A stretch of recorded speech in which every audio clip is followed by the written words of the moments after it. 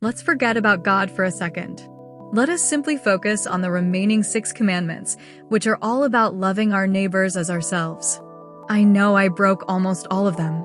I say to forget about God because those who are going to hell most likely don't care about Him even if they proclaim to, and for that reason, let's simply focus on the relationship between each other and see how we would have been judged based on that.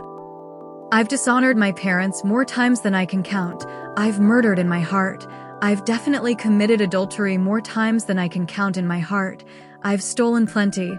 I'm pretty sure I never bore false witness against my neighbor.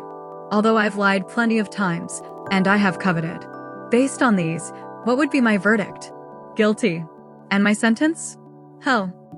Now, without God, you may think this is irrelevant. It's simply human nature, and you would be right. However, we still deserve to go to hell. Here's why. We are way worse than what we portray ourselves to be and are allowed to be.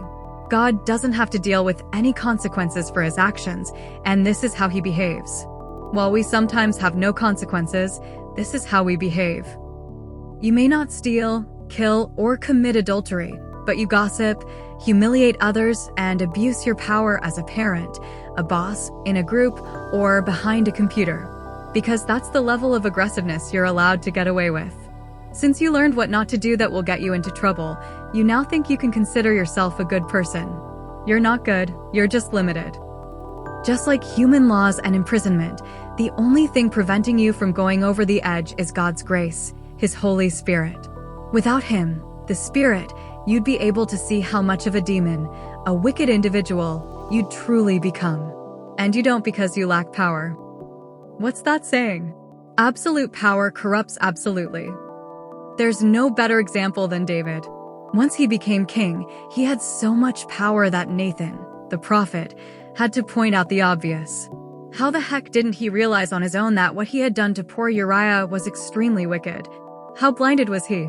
The same applies to Christians, especially Christians like me who are extremely aggressive, belligerent, and antagonistic towards non-believers and heretics for the sake of Christ. I would like to apologize for the way I've been expressing myself in some of my writings. I would never talk to you like that in person. Not that it would be right even if I had. I obviously abused my power for righteousness' sake, and I'm sorry. We deserve to go to hell forever because all Lucifer had was good, but he decided to do evil. We, here on this earth, get to choose between good and evil. We deserve to go to hell forever because, just like Lucifer, we were presented with God's grace and rejected it.